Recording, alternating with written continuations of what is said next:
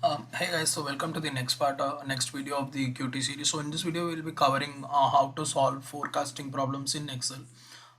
You pretty much would have learned about the concepts and the methods of forecasting in operations management. So we'll skip that part. However, where the curriculum of QT course differs from the that of the operations management is we calculate the errors here, which is an extra step that we do in order to see how close our a predicted forecast is to the actual. So we find error under three categories. One is the mean absolute error, and the second one is mean square error, and the third one is mean absolute percentage error.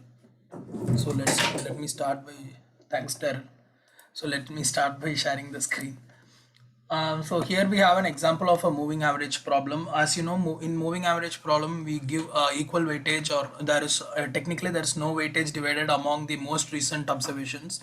So all the previous observations of a given moving period is considered to contribute equally to the predicted value.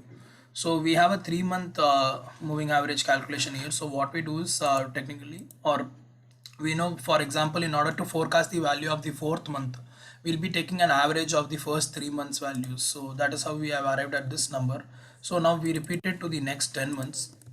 Now here in the question we have asked to find what are the forecasts for week 4 to 11. However, we have absolute values only till the 10th month. So what we do is we just repeat the value that we got here, just copy and put it in the 11th cell. So that's about it. Now this is the first step of the forecast, where you have predicted the values for the fourth month, or in every month from the fourth month, by using the previous 3 months to find the moving average forecast. Now the next step will be to find the three errors that we spoke about, which is the mean absolute error, and the mean square error, and the mean absolute percentage error.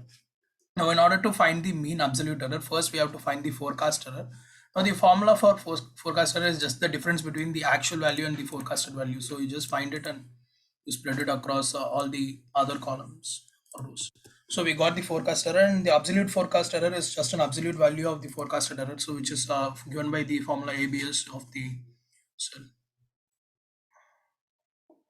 And then you take a square of these values. So since it's a square, it's going to be a positive number. So you find that also.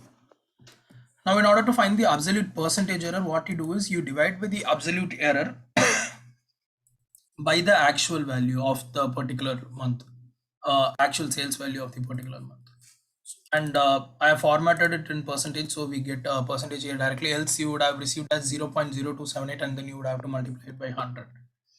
Now, this is about the errors that we find. Now, in order to find the actual error metric, which is the mean values, you have to find the mean, you have to take the sum of the particular error column and then divide it by the number of predictions that you made. So for mean absolute error, you will be taking the sum of all the absolute error and divided by the count of the predictions. Here we have predicted 7 values, so we'll be taking a sum of these values and dividing it by 7.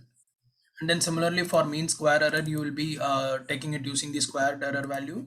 And then for the absolute mean absolute percentage error, you will be using the absolute percentage error. So this is pretty much moving average is easy. Now going on to weighted moving average, this differs from moving average in a way, because in weighted moving average you give more importance to the value which is observed very recently. For example, if you are predicting it for the fourth month, you'll be giving a huge weightage to the value that actual values of the third month.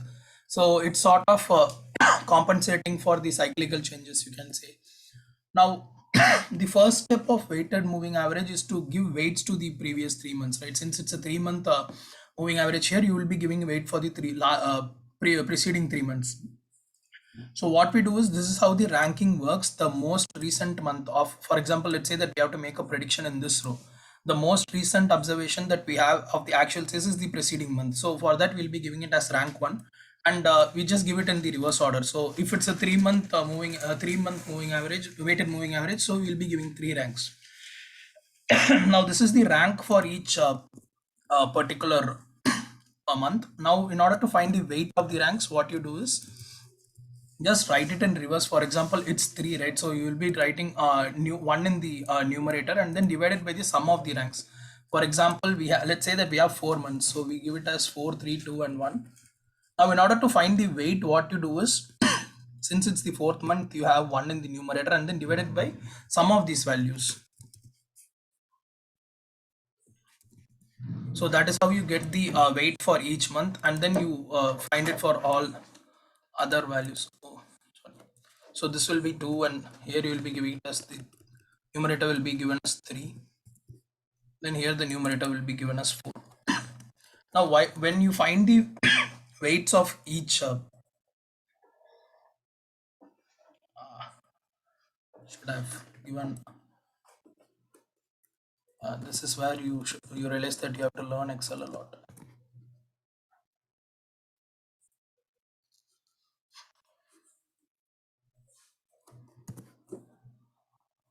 So when you find the weights, ideally when once you get the weights, when you take a sum of it, the sum of the weight should be equal to 1.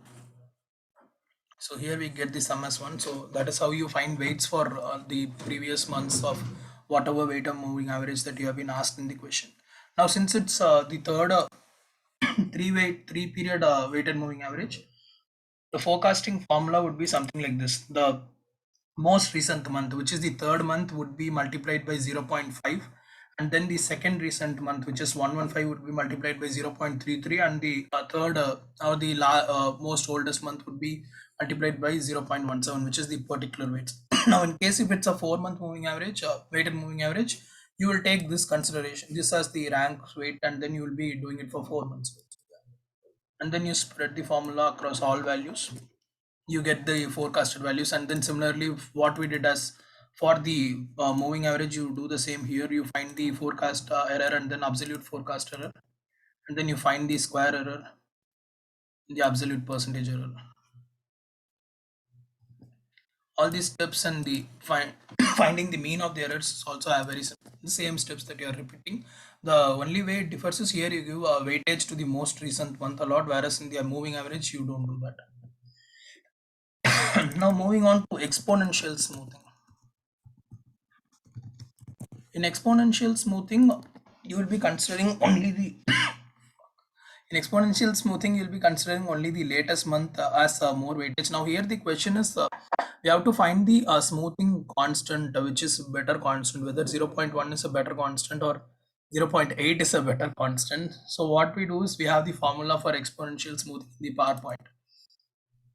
So for the first month you can't make a prediction, and for the second month what you do is you ideally just copy the first month here and you do it. And then for the third month, now is where the formula comes. Now alpha value is given, right? So what you do is alpha into the most recent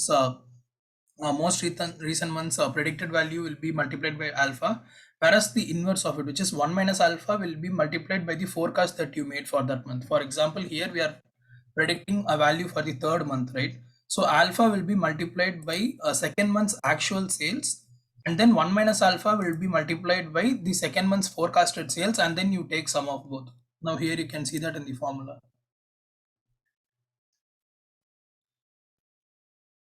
So all the values are found out here also, and then similarly the steps repeat. You find the forecast error, you find the absolute error, and then you find the square error and the absolute percentage error, and then find means of the same.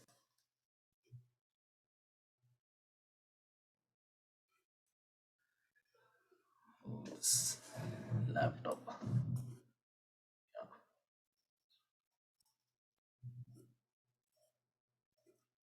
Now the question here, it asks about which is a better value, whether 0.1 is a better smoothing constant or 0.8 is a better smoothing constant. Now you repeat the steps that you did whatever for 0.1, but with changing alpha in the formula is 0.8. You find the values here and then you get the mean absolute error, mean square error, and the mean absolute percentage error. Now when you look at these error values closely, you can see that in every particular error, for example in mean absolute error and mean square error, or in the mean absolute percentage error also, the value when you give the alpha is 0.8, the error percentage is a bit lesser, which means it's more smoother than alpha being 0.1.